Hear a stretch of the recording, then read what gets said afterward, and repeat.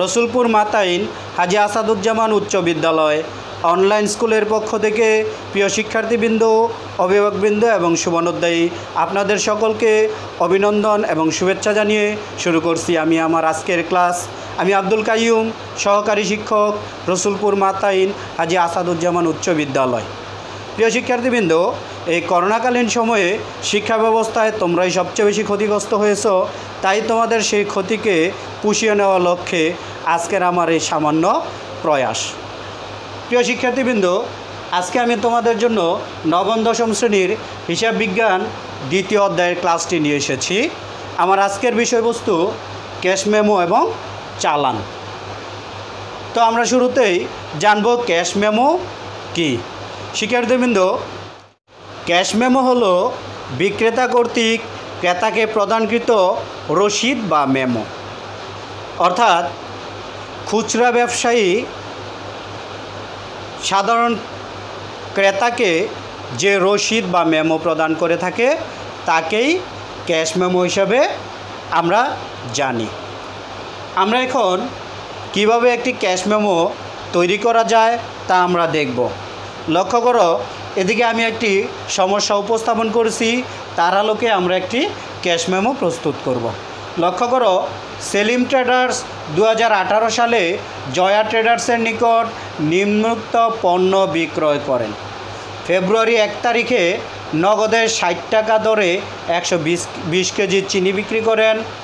5 তারিখে 58 টাকা দরে 115 কেজি চিনি বিক্রি করেন। ফেব্রুয়ারি 20 তারিখে 110 টাকা দরে 50 কেজি মসুর ডাল বিক্রি করেন। আর সেলিম ট্রেডার্স মোট বিক্রয়ের উপর 10% কারবারি ভাট্টা মঞ্জুর করেন। তো 1 তারিখের লেনদেনের আলোকে একটি ক্যাশ মেমো প্রস্তুত করতে বলা হয়েছে। তাহলে আমরা দেখি 1 তারিখে আছে ফেব্রুয়ারি 1 তারিখে নগদে 60 টাকা দরে 120 কেজি চিনি কী করেন, বিক্রি করেন। তাহলে ফেব্রুয়ারির 1 তারিখে তো আমরা এখানে একটি ছক তৈরি করেছি। লক্ষ্য করো, ক্যাশ মেমো তৈরি করতে গেলে তোমাকে কি কি কাজগুলো করতে হবে। প্রথমেই তোমাকে যেই প্রতিষ্ঠান, ওই প্রতিষ্ঠানের নাম লিখতে হবে। তো এখানে সেলিম ট্রেডার্স, এর জন্য সেলিম ট্রেডার্স লেখা হয়েছে। ওই প্রতিষ্ঠানের ঠিকানা লিখতে হবে। ঠিকানা এখানে লেখা আছে 35 নিউ মার্কেট, ঢাকা। অর্থাৎ আমরা সেলিম ট্রেডার্সের ঠিকানা ধরে নিলাম এটা। এরপরে একটি আমরা ক্যাশ মেমো তৈরি করতেছি, এজন্য এখানে ক্যাশ মেমো। এই পাশে তুমি লিখবা ভাউচার নং এবং ডান দিকে লিখবা তারিখ। তো আমরা যেহেতু 1 তারিখের ফেব্রুয়ারি 1 তারিখের হিসাব করতেছি, এজন্য ফেব্রুয়ারির 1 তারিখ 2018 সাল। এখানে লিখবা ক্রেতার নাম। তো আমাদের এখানে বিক্রি করা হয়েছে জয়া ট্রেডার্সের নিকট, সুতরাং ক্রেতা হলো জয়া ট্রেডার্স। এখানে জয়া ট্রেডার্সের ঠিকানা আসবে, অর্থাৎ ক্রেতার ঠিকানা আসবে। এরপরে আমরা একটা ছক তৈরি করব। ছকটিতে থাকবে ক্রমিক নং, বিবরণ, দর, পরিমাণ, মোট টাকার পরিমাণ। এবার আমরা লক্ষ্য করি যে 1 তারিখের লেনদেনগুলো। 1 তারিখে নগদে 60 টাকা দরে 120 কেজি চিনি তিনি কী করেছিলেন, বিক্রি করেছিলেন। তাহলে আমরা এখানে লিখি চিনি বিক্রয় কত, দর হলো কত 60 টাকা, মোট পরিমাণ কত 120 কেজি। এবার আমরা 120কে যদি 60 দিয়ে গুণ করি তাহলে আমরা পাই 7200 টাকা। এবার আমরা যেহেতু কারবারি ভাট্টা মঞ্জুর করা ছিল 10%, এজন্য আমরা কারবারি ভাট্টা বাদ দিব। আর যদি কারবারি ভাট্টা না থাকতো তাহলে আমাদের কার্যক্রমটা এখানেই শেষ হতো। তো যেহেতু কারবারি ভাট্টা আছে 10%, এজন্য মোট বিক্রয়ের উপর কী করব, 10% কারবারি ভাট্টা আমরা বের করব। তো 7200 টাকার উপর 10% কারবারি ভাট্টা বের করলে হয় 720 টাকা। এই 7200 থেকে 720 টাকা যদি আমরা বাদ দেই তাহলে হয় 6480 টাকা। এরপরে আমরা হিসাব ক্লোজ করে দিব। এরপরে আমরা নিচে কি লিখব, কথায় লিখব। অর্থাৎ আমরা যে টাকাটা পেয়েছি ওই টাকাটা কথায় লিখে দিতে হবে। আমরা এখানে দেখতেছি 6480 টাকা, আমরা এটাকে লিখলাম 6480 টাকা মাত্র। এরপরে আমরা কি করব, বাম দিকে ক্রেতার স্বাক্ষর এবং ডান দিকে বিক্রেতার স্বাক্ষর লিখে দিব।